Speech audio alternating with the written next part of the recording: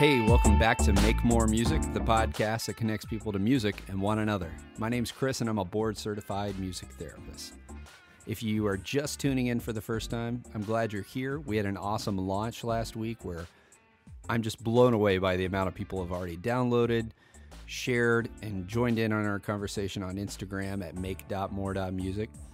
We're here to just share the stories of music and music-related field professionals and really just realize that it's not just starving artist to rock star.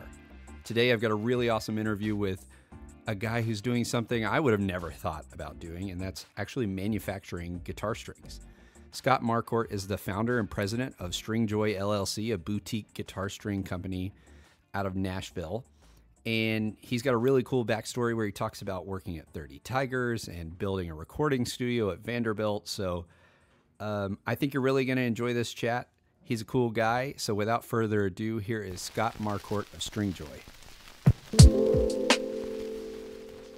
Welcome, Scott. Thank you for coming on to the podcast. We've been going back and forth for a while, so I'm really excited. I first heard you talk on the Tone Mob podcast, and then I became friends with Blake, and then we got connected a little bit, and I actually got to try out some of your strings recently, and I used the one acoustic set this weekend on a wedding gig I had, so that was cool. Oh, awesome. And I've been playing my electric for work and stuff. I love your strings. So tell me a little bit first, like, give us a picture of what you do on the day-to-day as far as what's your company. Tell us a little bit about that. Absolutely. And then we'll backtrack. Yeah, well, thanks so much for having me, Chris. It's been delightful getting to know you, and I'm excited to dive in deep and all that today, so that should be a lot of fun. So I'm the founder and president of Stringjoy. I started Stringjoy as kind of a side project about 5 years ago. So I over the course of the 5 years we've been around, I've done kind of everybody's job. At the very beginning, it was just me, and then I got one person to help me out. But at the current moment, as of December 2019, we've got 10 employees, and I kind of head things up. So right now, what I'm doing the most of is R&D, general product design, keeping up with ensuring that we're doing everything as best as we possibly can, or trying to find some ways to make an existing product a little bit better, or come up with new product lines, or streamline efficiencies and all that. That's what I really get into in the day-to-day of my life currently, which I absolutely love. One of the fun things about having a company that's grown as quickly as we have over the years is that every couple of months, you're having to find new systems and new ways to do things, because the ways that work really well when you're selling X number of set of strings do not work anymore when you're selling 3 times that. So that keeps me busy and keeps me excited, and I love coming to work and addressing those challenges head on. That's exciting. We'll get a little bit more into Stringjoy, but I just want to backtrack way back to the beginning, and was wondering, what were some of your first musical memories? Oh, man. So I think I've been like a music freak since as long as I can really remember. I remember when I was 5 years old in kindergarten, we were learning sign language to Stop in the Name of Love by Diana Ross and the Supremes. Oh, perfect. And I fell in love with that song. I went out and I got a cassette at, I think, probably like Sam Goody or something like that, of the Supremes' greatest hits, and fell absolutely in love with that. Shortly thereafter, I went my dad was really into country, so I got really into Randy Travis around late kindergarten, early first grade, and have really just been all about music my entire life. Once I was about in 4th grade or so, I started learning to play the guitar, and just took to that like a fish in water. And from then on up until now, I've been involved in music on so many different levels, whether it's playing or producing records, which I did when I was younger. I worked in the music industry before I got into the music products industry, I guess. Was working in artist management for a couple of years. So I've been kind of every side of the music world, and I just, I love it. It's my favorite thing to wake up and do every day, is something to do with music. Yeah, that's pretty awesome. You started guitar pretty young then. Yeah. I'm not even sure. Well, I do know why. My parents got my sister and I guitars for Christmas, totally unsolicited. That's exactly how I got my first guitar. Is that right? Unsolicited Christmas present in 7th grade. Yeah. Go Parents. Thanks, Mom and Dad. Yeah, they got my sister like a Fender Dreadnought, and got her like a couple months of guitar lessons. And for me, they got me this little Squier like parlor guitar because I was smaller at the time, I guess, and didn't get me any lessons. They're like, yeah, you'll figure it out, because that's kind of how I've always been. Yeah. And my sister did not proceed with the guitar, but I very much did. And something I remember from all that is I was learning on the guitar, and I had this like a lesson book or something. But the simplest thing I didn't grasp. I thought for like the first few months I was trying to teach myself that you were supposed to like put your fingers down on the frets themselves. And I was like pushing down as hard as I could, and like that'll work if you push down really, really hard. But it was no fun, and I felt like I was so far behind. And then one day it clicked that I was just doing it wrong, and I moved just behind the frets, and I was like off to the races, because I had this doesn't sound terrible. Yeah, I had like been working so hard just to like make it work the wrong way that once I found out the right way, I was like light years ahead. Yeah, that's great. I was like, oh, this is you easy. Made that first like 2 months of guitar the hardest part. Exactly. Harder on yourself. Exactly. That's hilarious. So you started playing guitar. Did you play any other instruments growing up? Yeah. Or still play any instruments? I started playing the bass really shortly thereafter. When I was in fifth grade, we had to pick an instrument in band or orchestra at my school. And right on. And that's also an awesome thing schools do. So I picked trumpet because I thought I was really into like the Commodores and like 70s funk at the time in fifth grade, and I thought that'd be pretty sweet. So I started playing the trumpet, but I was bad. And in sixth grade, I'd become pretty decent at guitar, so I ended up kind of begging my band director to let me play the bass guitar in band, because our low brass is pretty crummy. And he told me like, yeah, if you can, play. He gave me some sheet music. I can't remember what it was, but he was like, if you can like learn this and then play it for me in like 2 days, then you can do it. So I went out and I bought a bass guitar because I did not own one. And I had this old like Casio keyboard that on the screen, if you played a note, it would show you where that note fell on the staff on the treble or bass clef. Man. So I That's looked ingenious. at that. Yeah, and I would like go play the keyboard until like the note was the same note as on the musical staff, because I couldn't read bass clef. And then I would find that note on the guitar, on the bass guitar. So I like spent all night for like 2 days learning the piece that way. And came in and played it, That's a great way to learn. Yeah. Again, just like before, it's the hard route for sure. Yeah, but they got your ear and your eyes like at the same time. That's awesome. Totally. Yeah. So I played bass guitar in the concert band from sixth grade up through my senior year. And so I've really been playing bass as long as I've been playing guitar. I also got a drum set at some point in high school. I was never all that good of a drummer. I played drums in a rap rock band once during a summer of college. They are still a band, but I won't tell anybody their name because, I don't need that connection. Fair enough.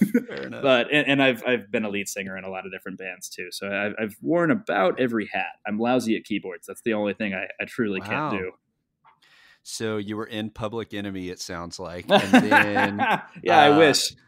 Yeah. So my favorite thing to find out, because I did kind of the same thing in high school and stuff. I had a lot of bands and things like that. Tell me some of your band names. I love hearing what people's band names were in like middle that's school amazing. And high school. Yeah. Great question. Yeah. So my main one, like my personal pet project, was called All Seeing Eye.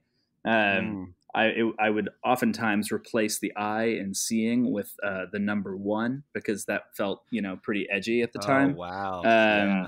And then I was in a hardcore band called Rise Above the Fire for a time. That's a good hardcore name. Yeah. And then I had a silly little project with some of my other friends that we called Thrall, which was just a joke more than anything. But yeah, always the good band names in high school, man. You're right. And I just remember taking everything so seriously. Of course, yeah. I mean, this is our career, right? Yeah. I thought like I was gonna get signed like right out of high school. Like it was so serious. Absolutely. Oh yeah, and I'm looking at my old guitar case because it's near me, and I had a band called Vertigo too, which that was actually a good band name. Come to think that is a good band name. That's hilarious. I love hearing the old band names. So you Where did you grow up? Were you in the Nashville area, or did you move to Nashville? No, yeah, I'm from Indianapolis, just the north side of Indy. Oh, okay. Came down here for college, as most people from Indiana plan to move to somewhere else. To not Indiana. Yeah, Else. exactly. So you went to school. Was that for music? No, I went to Vanderbilt. I studied English history and organizational development, which is kind of like their businessy undergrad program. Cool. But while I was there, I started a recording studio on campus and helped getting me and another guy jointly helped get the school to fund it. And I produced a lot of stuff for other Vanderbilt kids out of that. That's kind of how I made my beer money during college, is like $100 a song sessions for like girls that wanted to be Taylor Swift. Which at the time, I'm assuming in Nashville, there were a lot of those. Everybody, yeah, every single person. I heard every song, and all the songs were the same. No offense to any of those folks, but like, you know, it's always a song about a boy, and it seems like they're all writing about the same boy, which maybe they were. Like, how can I change the words to teardrops on my guitar and make it my song? Yeah, yeah, exactly. That's hilarious. So that's really cool. Does your studio still operate? As far as I know, on any level? As far as I know, it does. Last I checked in, I haven't been over there in quite a while, even though it's not too far from me. But I think it has survived us. Wow! So there's like a campus studio that you basically helped set up. Yeah, exactly. Wow, that's cool. That's really cool. So, and you said you got into A&R after that at some point, right? Yeah, so when I was my senior year of college, I started interning at a company called 30 Tigers, who has worked with everyone from like Jason Isbell to Sturgill Simpson to these days they're working with tons of people. I can't even keep track of it. But I was interning for one guy there, and at the end of school, I decided to partner up with him. So he kind of took me on under his wing. And we were co-managers. He was obviously kind of the lead manager. I handled a lot more like back office stuff because I was a little bit better at the organization side of things, and less good at the, you know, shake hands and party with people till 5 a.m. Side of artist management. But yeah, I did that for a couple of years, managing a couple bands, and then eventually kind of wanted to do my own thing. And you know, it was awesome working with bands and musicians, but as a lot of the listeners out there probably know, that can be a tough road to hoe as far as like making a decent living, you know? Yeah, for sure. So I felt like I wanted to be involved in music, but I wanted to do something that was, you know, had an easier route, and that, you know, when I got there, it would be a lot more durable. You know, maybe that's a better way of putting it. Music careers you work really hard, and then, you know, they can also just kind of fall by the wayside. Whereas they're delicate. Yeah, exactly. Yeah. It's like even something that's going so amazing, you kind of have that feeling of like the ground could be pulled out. Yeah, you know, even after you have like an amazing like debut record, you know, then the sophomore slump is a thing, and how many bands, you know, don't come back after that. So you're really never done fighting in that world. Phew. That's It's almost like it's very equivalent to like sports. Like, yeah, exactly. You did it. Okay, now what are you going to do next? That's right. Yep. Yeah, you only get one bad record, and that's kind of it. Yeah, geez. Especially, it sounds like around that time was probably like getting into the transition of iTunes to now what it is today. So I'm sure that was even more stressful because it was pretty small indie at that time, right? Yeah, and you know, that's you're rather apt. So I think I got into the music business because I felt, you know, like a naive young kid that I could fix it. And I was like, oh, I've got all these interesting ideas of ways we can do things differently or better, and try to, you know, save the music industry, as was much of the feeling back then. Yeah, but then I got into it, and I kind of realized that that industry especially is just 100% gatekeepers. You know, you can come in with like really innovative, clever ideas, but you need the permission of everybody up the ladder to be able to do anything. And most of those people up the ladder came, you know, into it during the radio days and don't really want to change. So still trying to keep their slice of the pie. That's exactly right. Yeah, there's a lot of resistance to change in that world, and that didn't really, especially as like a young risk taker, that wasn't what excited me as much. You know, I wanted to be able to try completely new things and see what would happen. Well, that's pretty amazing. Before we kind of transition on to what's next, what are some of the coolest experiences? I had no idea this 30 Tigers thing, so I want to hear some of the coolest experiences you had there. Yeah, so I think the coolest one to me was when Jason Isbell finished the album Southeastern. The producer Dave Cobb, who worked on it, Hmm. brought in the first like master into the office, Oh, and what wow. we do back then is like the whole for a really big artist like that, and he wasn't that big yet, but everyone kind of had the sense that he was about to be. And that So is when he blew up for yeah, sure. that was it. I had never really heard of him when I got to 30 Tigers, and then he got really huge. But anyway, the way that we used to do it is they would sit like everybody from the whole company, which at the time was like 16 people or something, down Mhm. in David Macias's office and just play, and we would all just listen to it. No one would say a word until the whole album was done. So like getting to hear that for the first time before anybody, and just I think like everybody in the room kind of knew like, oh yeah, This is this is gonna special, be big. yeah. Yeah, Because that was isn't really. Cover Me Up's on that one, right? The I song. believe so. Yeah, I'm I trying to think remember. It's that been a that little while song, since I like, listened I to it. feel like I would be like in tears if I was hearing that for the first time like that. Yeah, it was a pretty powerful moment. So that was an awful lot of fun. Oh man, that is really cool. So how long were you there? I was there for a total of a little over 2 years, I think, 2.5 maybe. Cool, cool. So you're working there, and is that when your Stringjoy kind of side hustle started?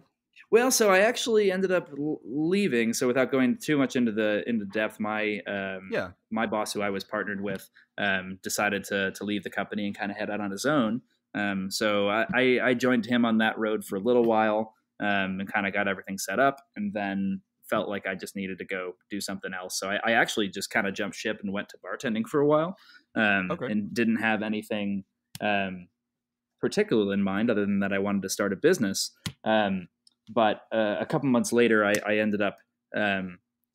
Well, it's actually an interesting story. So I was really really sick. I was bartending and I had to basically I couldn't bartend for about a month or two. I Wow. was stuck in the house that I was renting out at the time. So I needed something to fill my days.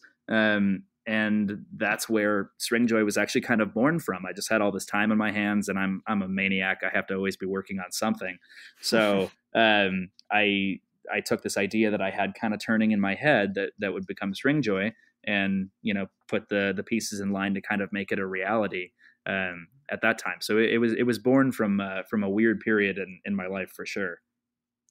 Yeah, that's interesting. I'm not sure if you've listened to much about Sean at Gun Street Wiring, but it sounds like you kind of had this similar, like, I'm in this place now, I'm dealing with this, and now this other thing comes out of it that you weren't even planning. That's pretty amazing. I know Sean, and yet I didn't know that he had a similar story. I'll have to connect with him about that. I might be remembering incorrectly, but I think it's a different, it's another episode of Tone Mob. He kind of talked Right about on. that kind of experience. I'll So, have to hit him up. I'm sure you're right. I haven't listened to that episode, but Sean's an awesome dude. I'll have to bring that up when I see him next. so before we kind of transition there, what is your favorite drink to make? Ooh. Um, so what's really funny? I actually always made a really good Cosmo. I, Ah. I know that's an odd thing. It's not like my favorite drink to drink, but I had a whole fleet of regulars that were women of a certain age who very much appreciated my tricks with the Cosmos. And I was in the service industry from when I was like 16 up until a couple years into Stringjoy actually. And my bread and butter were always women of that certain age. Man, that is good. So that particular drink was very well suited to my demographic. I played very well there. And Hamming it up for them and everything. oh Yeah. yeah, you know it. Bachelorette parties or any of that, So that did really well, and that Like, was the best drink I could probably have in my back pocket for that. yeah. You're like Mr. Krabs. Just give me all your money. That's Like, that's exactly what right. it Yeah, is. I wore suspenders back in when I was bartending. I had the whole thing. That is so great. That is so great. So you're kind of in this like personal hiatus, and what I don't understand is how you go from being a musician to working in the music industry to getting into this really technical aspect of the Yeah. music industry. How, because even before I listened to your other episode at Tone Mob, I was like, how does someone get into thinking, oh, I want to learn how to make those? Like, how Yeah. did that all happen? How did you get into thinking about strings like that? Yeah, well, it actually that goes back a long way. So back when I was like 16, 17, 18 was when I started becoming like a big nerd about guitar stuff. I like my whole life, even though I'm not like an engineer, I always take things apart and try to put them back together. So I did that with like the iron when I was 4 years old and got in a lot of trouble. But I was doing that with all of my amps that I had or my guitars. Just like there's nothing that's sacred to me. I like to take things apart and rebuild them and find one little trick that makes them sound a little bit better, or work a little bit better. So I'd been doing that for a while, and I realized that I was playing the Dario like 10 to 46s, and I was like, that's weird. I care about everything about my rig, from my cables to my pickups to my tubes to everything, and yet I have never thought about my strings. I just assume this is what they are. So way back when, I started kind of customizing guitar string sets. So I really loved the sound of a wound third. So I started buying sets that had a wound third so that I could mix those in with my other ones and playing with the other gauges in the set to just kind of get everything to sound really nice and balanced and feel the way that I felt like I should want them to. And I realized that just like everything else in life, the big companies that were making strings just kind of do things a certain way. And there's definitely an opportunity to take a fresh perspective and find a way to do things better. So I'd always had that sort of idea. But once I was kind of looking for a business to start after I left the music industry, I started thinking about what itches I had that I could scratch. And there were a ton of them. I still have like a long list of different ideas I had, most of them bad. That's awesome. But the one that I was thinking about that was an issue for me is that mixing string sets like that is really expensive and hard. Yeah. Like I would have to buy different sets or try to find like singles at a store, which are always like they've been on the shelf for like 3 years. Yeah. And I'm mixing different brands and all this and that. So I was like, if there's anybody else that's crazy like me and is mixing string sets like this is definitely like an easy opportunity to make this easier, just to like enable them to buy a prepackaged set that has the gauges they want, for a and similar surely price. someone else. Yeah, exactly. Yeah, Surely that's what I thought. that. So that was the ethos of the company at the beginning, was nothing but like, we're an online custom string shop. I was working with another manufacturer to make my strings initially. And that was the whole thing of like, hey, if you customize your string gauges, we can make this process a lot easier. Order the gauges you need. We'll pack them up for you, and you just have to pay for that set, and they'll all be fresh and, nice and easy. So it started off that way. And fortunately, I found out there were indeed other people out there that were customizing their string sets the way that I was. So I got some business there pretty quickly.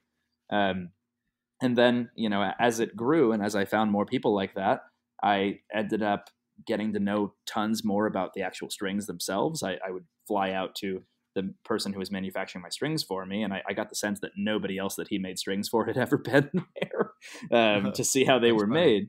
So I started getting really particular and, being like, hey, I want you to do this chord with this wrap, or I want you to wrap it this way, etc. And he just got so tired of me eventually being such a pain, because there are a lot of companies that just buy strings and put them, under their name to sell. And even though they all say like, we only use the fine, they don't know anything about strings. They just order the string stock and that's it.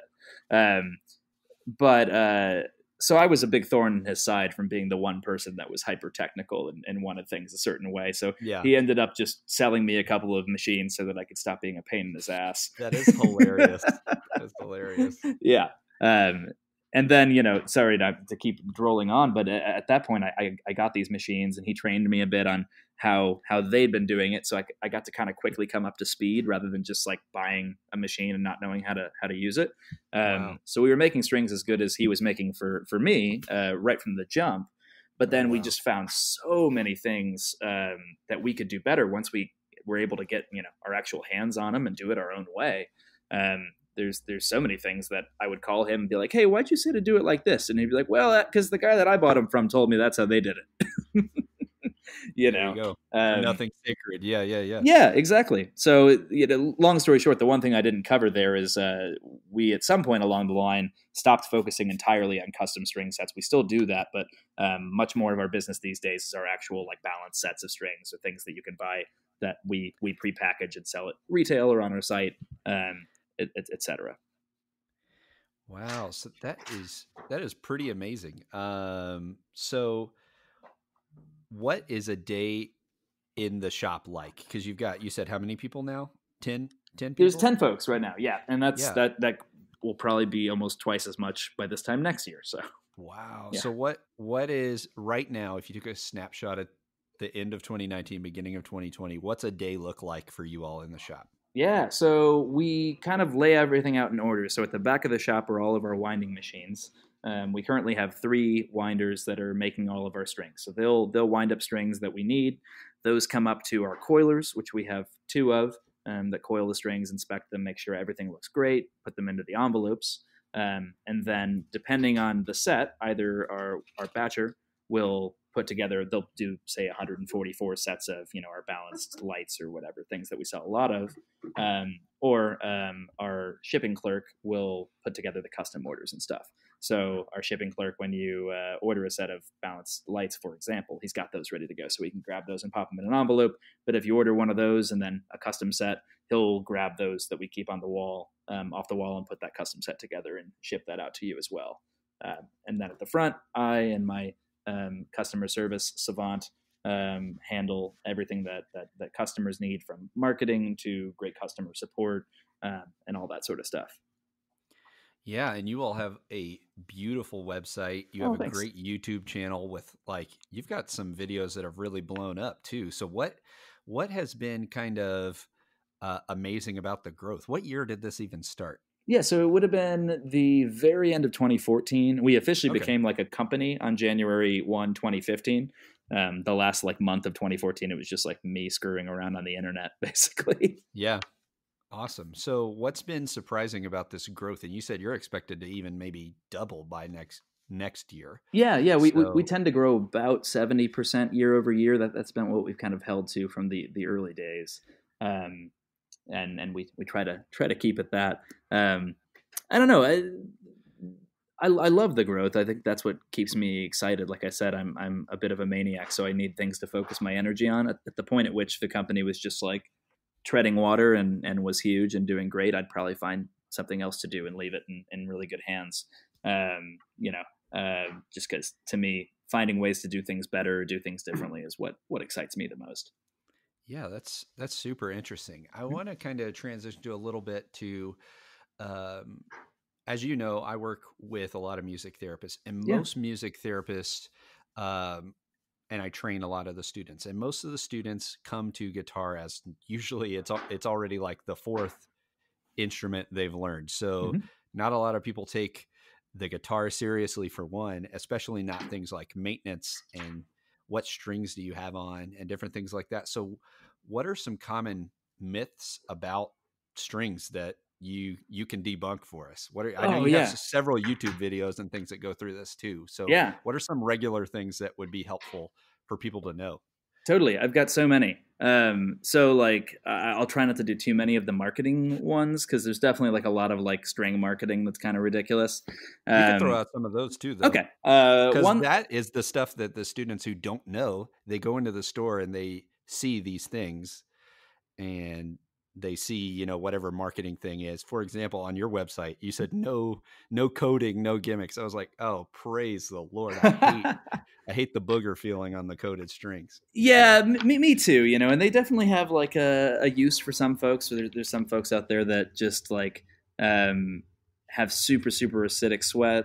And so that can cause some issues, and coatings maybe make sense. But to me, ultimately, what makes a great string is how it's crafted.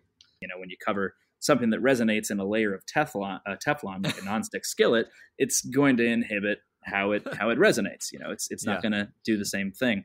And not to mention, environmentally, that's just a huge problem. A string that's coated in Teflon is going to be a string coated in Teflon for eons, literally until the sun eats the earth. Wow. Versus other, straight up metal strings that can be scrapped and turned into other things. So that's always a concern of ours too. But anyway, kind of pivoting back, one of the big ones is when you look at take a set of phosphor bronze acoustic guitar strings. If you look at every single company that makes a set of phosphor bronze acoustic guitar strings will tell you that they use only the most premium materials that are made exclusively for them. and that's just kind of ridiculous. We're mostly sourcing that bronze from the same place. It's made to ASTM standards through ISO certified wire drawers, so it's effectively the same, regardless of where you're getting it from. That's not what makes a string better. What makes a string better is how it's made. Obviously, you need quality wire. But I think a good example would be if you take a guitar, like the quality of the wood going into the guitar is important, right? But if you take a really great piece of wood and just cut it up with a hacksaw, slop it together. Yeah, that's not going to be a great guitar. Like the wood doesn't override the construction. And I think for so many of the big players in the industry, everything's moved so much towards automation and so much towards finding the cheapest way and fastest way to make a string that, they try to kind of play up the material side of things, or, do we have coatings, or, do we have this totally different alloy on the wrap wire, which doesn't really, doesn't matter quite as much as the actual construction that goes into the string. So that's a big one. Another big one is that I think looking at strings, it can be easy to think of these things like toothpaste, where you look at the wall and you're like, all right, a part of me just feels like these are all the same thing. Like if they are different, I don't really understand how they are different. Strings are totally different from manufacturer to manufacturer. A 36 gauge string from one company might be made with a different ratio, and so that can perform totally differently than a 36 from a different company. So trying different strings is really important. One of the biggest things I advise people to do is people can get this brand loyalty in strings, where they probably find a brand because like their guitar instructor used that and said, this is what I use. And then that's what they use forever. And you're kind of doing yourself a disservice there, because that might not be what really speaks to you or speaks on your guitar the right way. So I definitely encourage people trying out different things, whether it's different materials or different gauges or different brands, to find that thing that really resonates with them. Because strings are really kind of the bridge between you and your guitar. You say you play the guitar, and that's true, but the guitar is just a resonating board. The strings are the thing that's actually making the sound. Obviously, the guitar is important there too, but the strings are the things that you are manipulating to make that sound. They matter a lot, and in general, I think a lot of players don't realize how important they can be. Yeah, that's amazing. I think those are some great points that I think anyone can take away here. I'm definitely going to take away and talk to the students about and help them understand more. So what advice would you give for someone trying to figure out what tension levels are best for them? Yeah, and totally. You got into the mixing and matching. So how do you help someone kind of go into that rabbit hole and come out better for it? Totally. Yeah, I personally find that we'll talk about electric guitar first, and we can talk about acoustic too. But cool. With electric, for example, I think starting with 10s is a really great place. A lot of people start learning with 9s, and 9s can be great, but I actually don't think they're the best thing to learn with, because when you have that lower tension, you can get a lot more buzz. And when you're learning to like play a barcode, for example, buzz is one of those big things you're trying to not get wrong in your fingering. So having strings that are more likely to do that can, I think, inhibit your learning process. So I actually recommend going somewhere around the 10s level to begin with. Might be a little bit harder at the jump, but it'll pay dividends down the line. From there, I really encourage players to kind of think, is it more like I want a little bit more tension, a little bit more quicker attack on the bottom end with the genre that I'm playing, in which case maybe I need to go up a little bit. Or am I just dying for more flexibility? Do I solo a lot and want to have big bends on the upper end of the guitar, in which case maybe going down a little bit can help. We offer things like 9.5s and 10.5s as well, so that players can kind of find that Goldilocks zone. Yeah. So basically the process I kind of lay out for people is first of all, kind of figure out what you're comfortable with on the top. So that's those gauges I'm referring to with like 9s or 10s or 11s. The plain strings, basically. Figure out where you are with those. And then you have a couple of options. You can either kind of stick with a balanced tension relative to the plain strings for your wound strings, so that everything will have a similar sort of feel and take a similar amount of tension to fret or bend. Or if you want, you can go a little bit heavier to get a little bit more attack on the bottom end, but preserve that flexibility on the top. So we have things like our Huskies or heavy bottoms that are great for that, just a little bit more tension on the bottom. And And then outside of that, it's just some extra special considerations of, do you want to try a wound third? Do you like that tonally? Are you willing to sacrifice some bendability on the G string to get more of a rounded tone? Or, are you drop tuning a lot, in which case you might want to go a little bit heavier on the lower sixth string, things like that.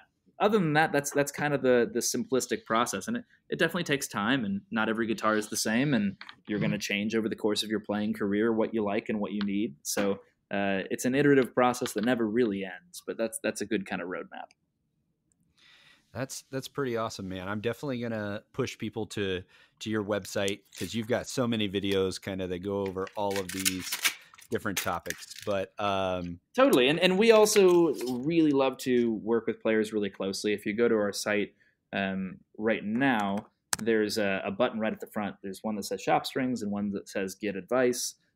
So myself or Kiki see all of those requests that come in, and we work with players to ensure that they're playing the right strings for them. So I definitely encourage people to just hit us up too if they're not really sure, and we can definitely recommend things that are going to work great. Since your path is so unique, how do you encourage someone who's maybe in high school or was in college or is already on this journey, wants to do something in music, but doesn't think a traditional career in the music industry, whether that's performing or something like you were saying, like working for a studio or whatever is for them? And how would you help someone to be curious about working in products or working in something, starting their own business, something like that? Totally. Yeah. So it's tough because everyone's different, and you never really know what's going to resonate with you until you try things. But I think the biggest thing that anyone can ever do is go out and try to get some experience and see what you like. I got a recording studio internship when I was 18. I was swiftly fired. But I learned a few things, in my brief time there, or got involved with live sound stuff or whatever it is. So definitely, reach out and try to connect with people and see what out there you might be interested in, whether that's hitting up a local venue and seeing if they might let you, shadow the sound guy or something like that. It could be anything. But definitely there's no replacement for getting out there and getting experience and getting your hands dirty and seeing what works. And also, networking is huge. It's everything. I've had a lot of interns over the years, both when I was in management and here. And I think the biggest thing is that when you're looking at music, it's something that everybody kind of wants to do. If it were easy, we'd have a nation of 50 million people that were music industry professionals, because everybody would love that if it offered the same sort of stability as other careers do. But it doesn't, and everybody wants to do it. So it's always going to be harder. And there's a little bit of an only the strongest survive sort of thing to it. So you definitely have to want it. You have to be willing to work hard, do things others won't do, or, work with absolutely no pay, if you want to be able to do it. But I have kind of one other message I want to send to people about that. And I think it's important. I think in our modern setting, especially in America, where we've really careerized everything, we've kind of landed at a point where it feels like if you don't do something as your job, you don't really do it. If you're not doing, you only really do music if you're making your primary income from that. Same thing with being a writer or being an artist or anything like that. And I think that that's really toxic for us as people, because things like art and expression, that's something everybody should be doing. It doesn't matter if you're a doctor or a lawyer or whatever, you should be painting or playing the guitar or singing or whatever. That's just a core element to what we are as people. We like to express ourselves that way. So I think it's important to, kind of resist the notion of professionalizing it or suggesting that the only way to be musical or be a real musician is to try to make your own income from it. It's perfectly acceptable to just want to do things as a hobby, or however it fits in your life. Franz Kafka was a lawyer and also a really great writer. He did hate being a lawyer, but it didn't make him any less of a writer because he was a lawyer during his life. And you see a lot of that. So I definitely want to encourage people, even if like the music industry doesn't work out or doesn't appeal to you for whatever reason. You probably have more sense than any of the rest of us. To don't let that have anything to do with your ability to make music in any context you want. Express yourself. That's all that really it comes down to. Oh man, I love that. I love that. That transition's really great too into the last part before we get into our quick questions.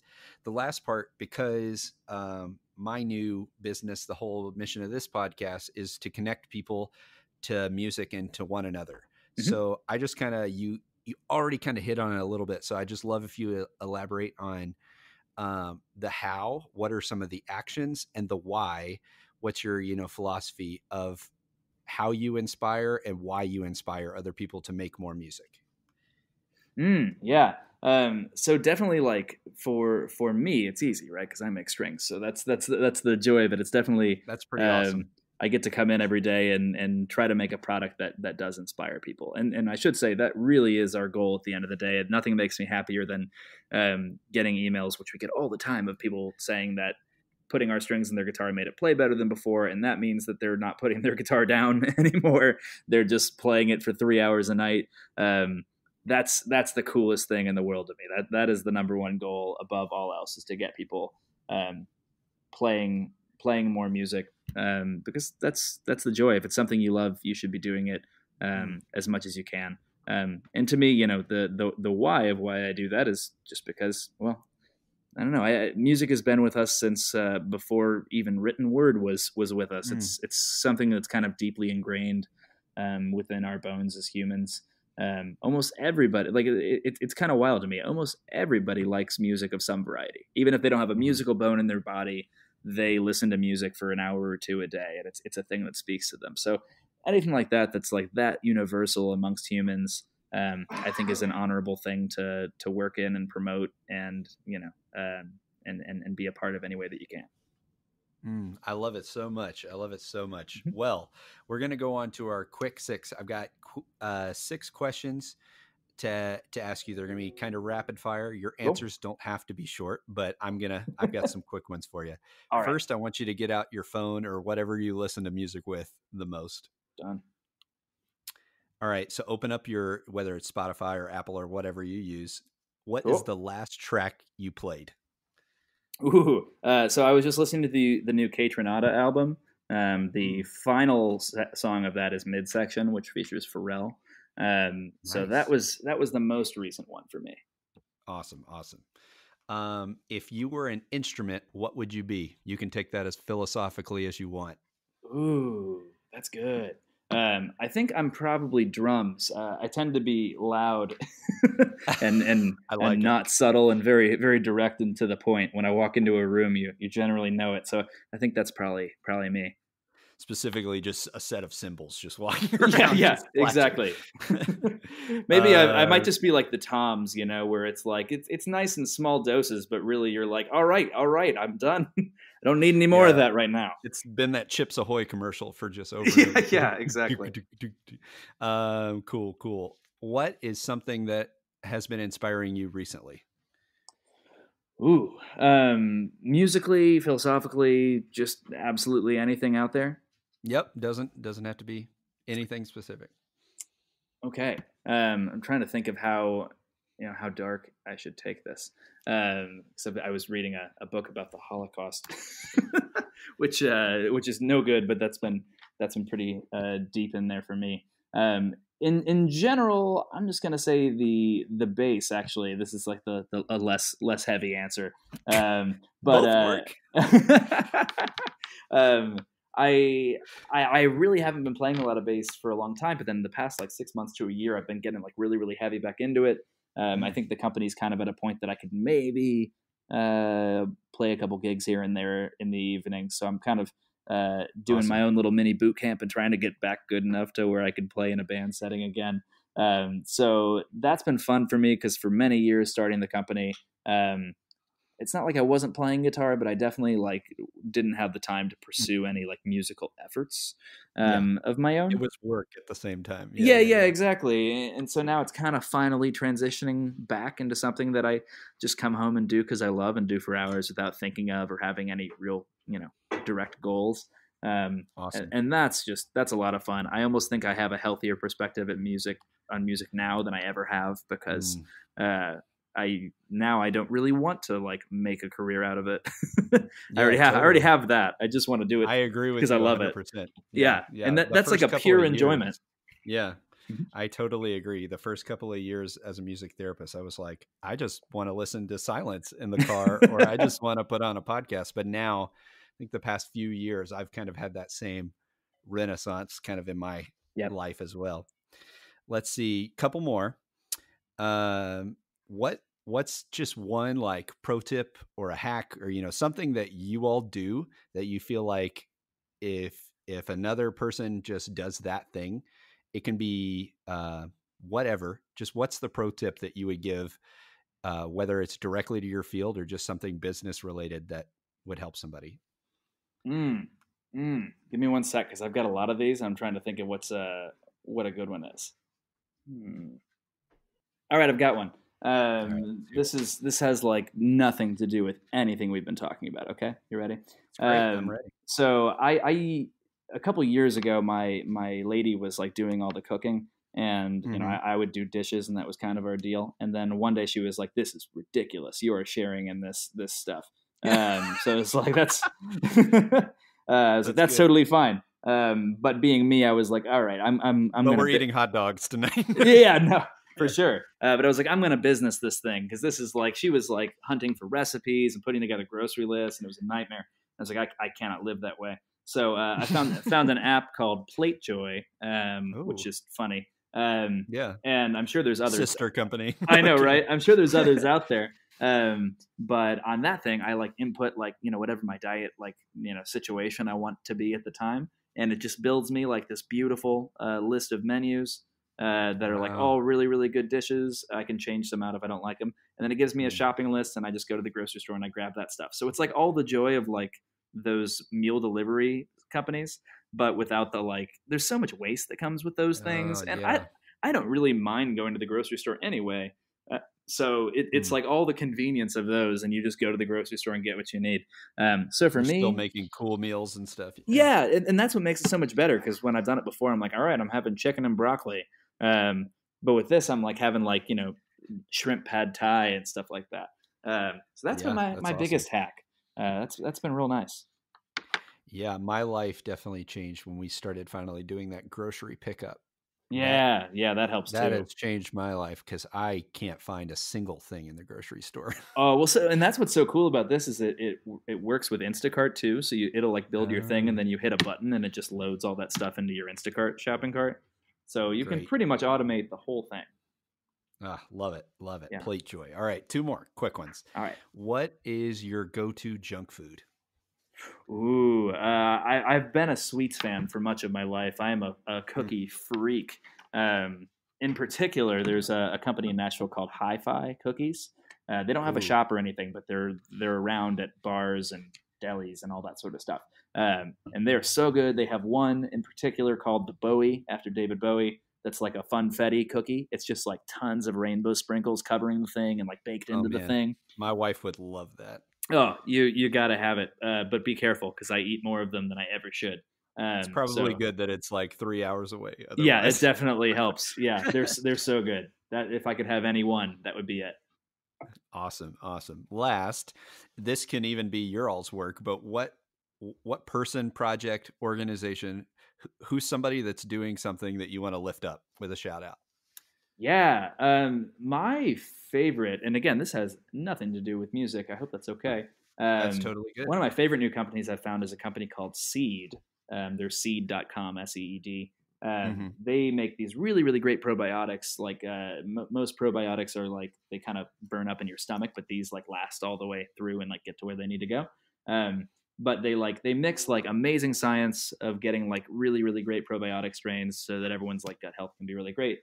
With being super eco-friendly. That's another thing I love. I'm kind of transitioning Stringjoy into being hopefully like the most eco-friendly string company Great. in the world. That's We're awesome. in the process right now. Everything's still, in motion. But seeds that way, everything that you get from them, their packaging just dissolves in your sink.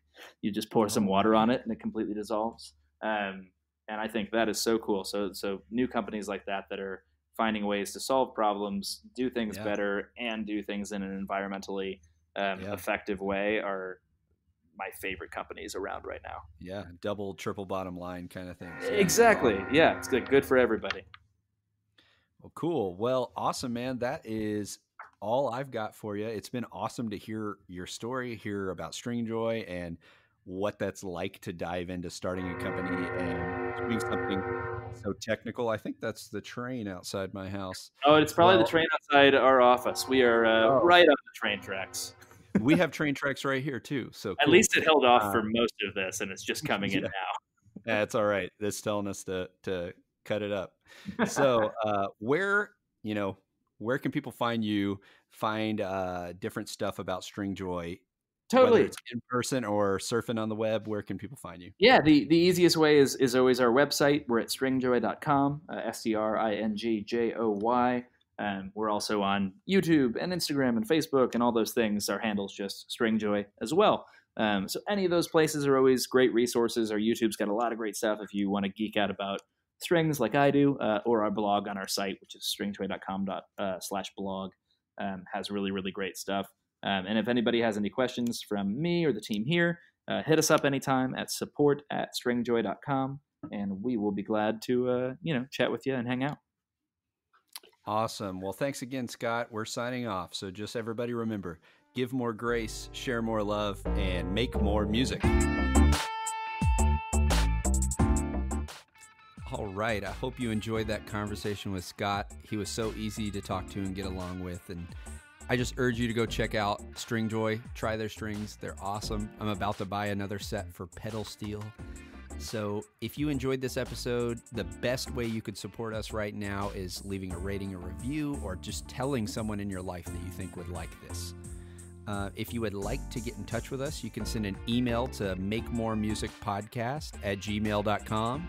You could join in the community on Instagram at make.more.music, or you can call us and leave us a voicemail on our Google Voice at 502-509-5420. Otherwise, I'll catch you on the next time. Remember, give more grace, share more love, and make more music.